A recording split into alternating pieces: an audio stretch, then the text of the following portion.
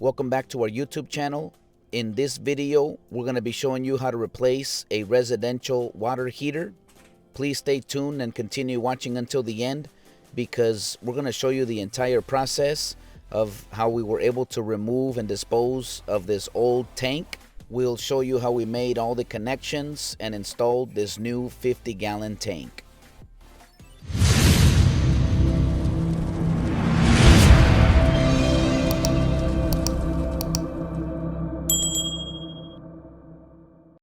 The new water heater just arrived. We were able to get this at Home Depot. And the old one, thankfully, the owner helped us out to drain the entire tank. And from here, we're starting to make all the disconnections. We're disconnecting the relieve valve with the piping on the right side. We already removed, we shut off the gas and we took out the gas line. And we're also starting to make the cut. They have some dotted lines at the bottom where you want to cut around the box. And from there, you can just lift up the entire cardboard and get to the actual unit. And from there, once we disconnected everything, the upper two hot water and cold water lines and everything, then with two people, you want to carefully remove this. And you want to be careful because it's very heavy, especially since this is a 50-gallon replacement. And we have a nice little dolly there. This is the Ream brand and it's very efficient. The previous one was on these cinder blocks and we're going to be placing the new one right on top of those, and it's pretty much going to go in the same position. The first thing that we're putting is this fitting. We took it out from the old unit and put some new taping on there, and we're just making sure that it's nice and tight. You don't want to overdo it because it has happened to us before where we over tightened it and we broke the plastic unit. So since it's very fragile, you just want to be careful with that. Once you have that in place, then we're going to go ahead and put this new water heater on top of the cinder blocks. We're just moving them around to make sure that it will fit directly on there. The previous unit had some legs at the bottom, but this one, it didn't have that. So we're just setting it straight on top of the blocks. We noticed that the supply line up there, it was a little short. So what we had to do is push the heater back farther towards the wall until we were able to use the same lines. And once they fit, then we start connecting them and tighten everything. We're also doing this lower the gas line, and we're just tightening it up on there. And we have a couple of tools there. One of them, we hold the actual unit one, and then with the other one we can tighten it into place. So we just want to make sure it's nice and tight in all the connections, and especially here at the top, that's where you open up the faucet up there, the valve, and then it lets the water into the tank, and then the other line, it supplies it out towards the house. And so the old unit had a seismic strap. We're gonna use that same one on this one. And in most cases, the water heaters, they have two seismic straps. So in this one, it had one, so we're just gonna use that one. And from there, it also came with these insulation.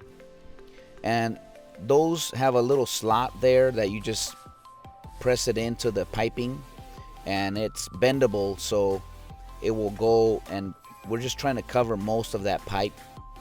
The old unit didn't have this, and it's not necessary, but since it already comes with the packaging, we decided to go ahead and take advantage of it.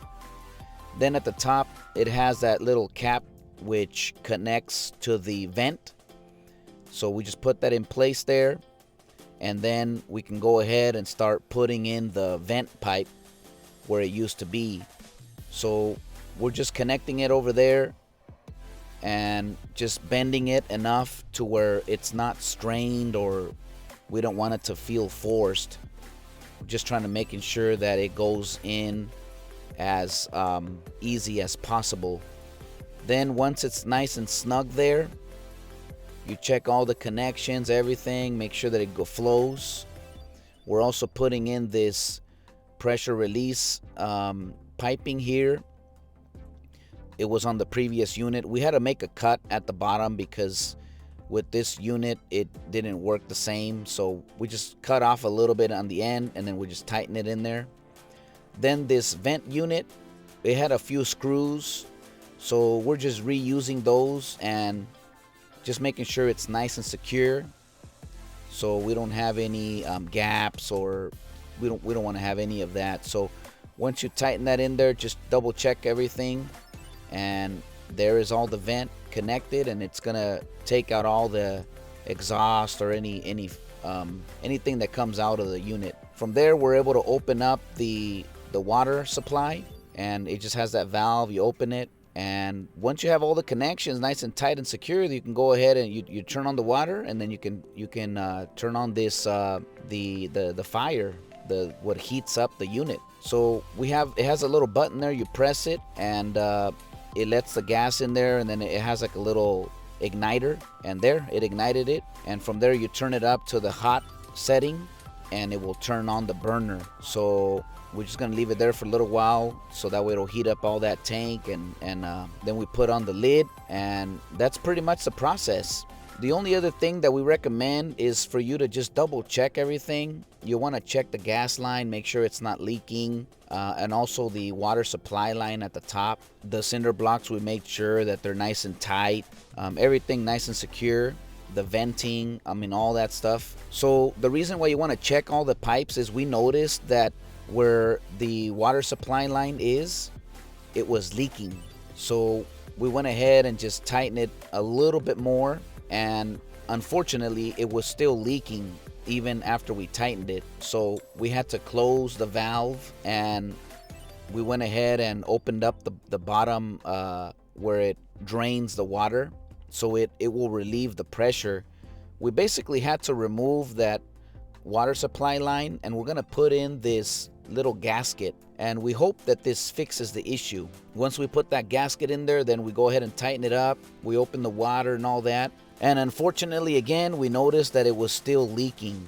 So the final thing that we tried before we consider replacing this line is we put some Teflon around the where it screws on, and that fixed the issue. So there it is. That's all the connections: the vent, the water supply line, the gas, the pressure piping there, and the seismic strap. Everything is nice and secure. That's pretty much the step-by-step process of how to replace a residential water heater unit. We hope you like this video. Please consider subscribing to our YouTube channel and activate the notification bell, so that way you don't miss out on any future videos that we're going to be uploading in the near future.